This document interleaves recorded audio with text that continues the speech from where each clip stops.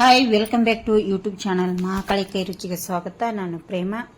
ನೋಡಿ, ಇವತ್ತೊಂದು ಸಿಂಪಲ್ ಆಗಿ ಸಾಂಬಾರು ಮಾಡ್ತಾ ಇದ್ದೀನಿ. ಹೆಸರು ಕಾಳು ಮತ್ತೆ ಶೇಂಗಾ ಹಾಕಿ.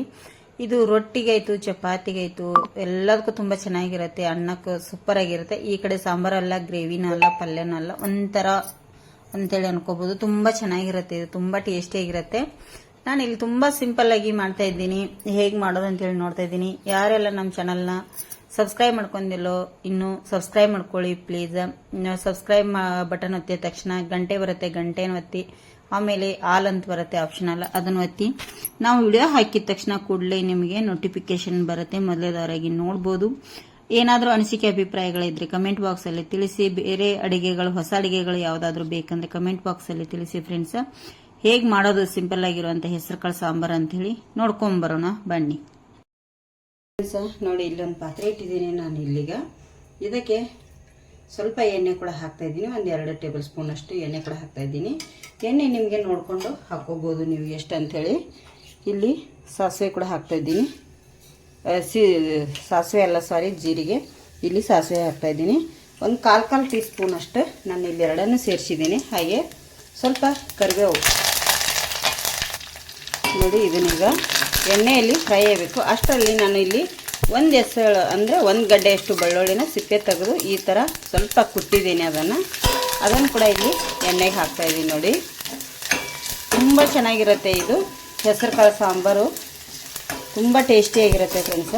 ಒಂದೇ ಥರ ಸಾಂಬಾರು ತಿಂದು ಬೇಜಾರಾಗಿದ್ದರೆ ಈ ಥರ ಒಮ್ಮೆ ಸಿಂಪಲ್ಲಾಗಿ ಮಾಡ್ಕೊಳ್ಳಿ. ಇಲ್ಲಿ ನಾನು ಕಟ್ ಮಾಡಿ ಇಟ್ಟಿರೋಂಥ ಟೊಮೆಟೊ ಕೂಡ ಹಾಕ್ತಾ ಇದ್ದೀನಿ. ನೋಡಿ, ಇದನ್ನು ಕೂಡ ಈಗ ನಾವು ಎಣ್ಣೆಯಲ್ಲಿ ಫ್ರೈ ಮಾಡಬೇಕಾಗತ್ತೆ.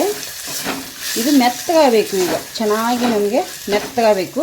ಅಲ್ಲಿವರೆಗೂ ಎಣ್ಣೆಯಲ್ಲಿ ಫ್ರೈ ಮಾಡ್ಕೊಳ್ಳೋಣ ಫ್ರೆಂಡ್ಸ್. ನಮಗೆ ಬೇಗ ಟೊಮೆಟೊ ಫ್ರೈ ಆಗಬೇಕಂದ್ರೆ ಸ್ವಲ್ಪ ಇದಕ್ಕೆ ರುಚಿಗೆ ತಕ್ಕಷ್ಟು ಉಪ್ಪನ್ನು ಕೂಡ ನಾನು ಇಲ್ಲಿ ಸೇರಿಸ್ತಾ ಇದ್ದೀನಿ. ನೋಡಿ, ಆದಷ್ಟು ಬೇಗ ಫ್ರೈ ಆಗುತ್ತೆ, ಮೆತ್ತಗಾಗುತ್ತೆ.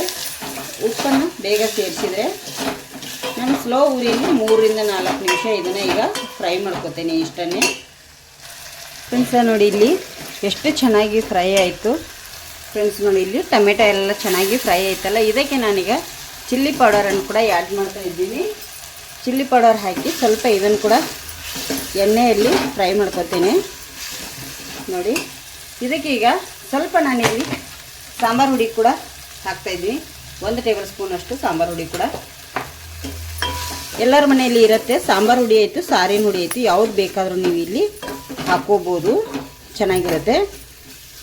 ನೋಡಿ, ಈಗ ಇದಕ್ಕೆ ನಾನು ಈ ಥರ ಬೇಯಿಸಿಟ್ಟಿದ್ದೀನಿ. ನೋಡಿ, ಹೆಸರು ಕಾಳು ಚೆನ್ನಾಗಿದೆ. ಇದರಲ್ಲಿ ಒಳಗೊಂದೊಂದು ಶೇಂಗಾ ಕಾಳು ಕೂಡ ಬೇಯಿಸ್ಕೊಂಡಿದ್ದೀನಿ, ಸ್ವಲ್ಪನೇ ಹಾಕಿ. ಈಗ ಇದರದ್ದು ಈ ಕಡೆ ತುಂಬ ತಿಳುವಾಗಿಯೂ ಅಲ್ಲ, ಈ ಕಡೆ ತುಂಬ ಗಟ್ಟಿಯಾಗಿ ಅಲ್ಲ, ಆ ಥರ ನಾವಿಲ್ಲಿ ಸಾಂಬಾರು ಮಾಡ್ಕೋಬೇಕಾಗತ್ತೆ. 1 ಬೌಲ್ನಷ್ಟು ಹಾಕಿದ್ದೀನಿ. 1 ಬೌಲ್ನಷ್ಟು ನೀರನ್ನು ಸೇರಿಸ್ತೇನೆ.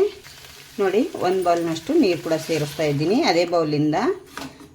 ಈ ಥರ ನಾವು ಅನ್ನಕ್ಕೆ ಮಾಡ್ಕೊಂಡು ತಿನ್ಬೋದು. ತುಂಬ ಅಂದರೆ ತುಂಬ ಚೆನ್ನಾಗಿರುತ್ತೆ.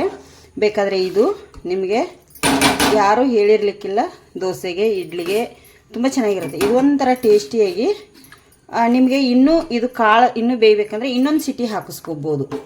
ತುಂಬ ಟೇಸ್ಟಿಯಾಗಿರುತ್ತೆ. ನಾನು ಇನ್ನೊಂದು ಸ್ವಲ್ಪ ನೀರನ್ನು ಕೂಡ ಆ್ಯಡ್ ಮಾಡ್ಕೋತೀನಿ. ಸ್ವಲ್ಪ ಕಮ್ಮಿ ಆಗುತ್ತೆ ನೀರು, ಇನ್ನೊಂದು ಚೂರು ಆ್ಯಡ್ ಮಾಡ್ತೀನಿ. ನೋಡಿ,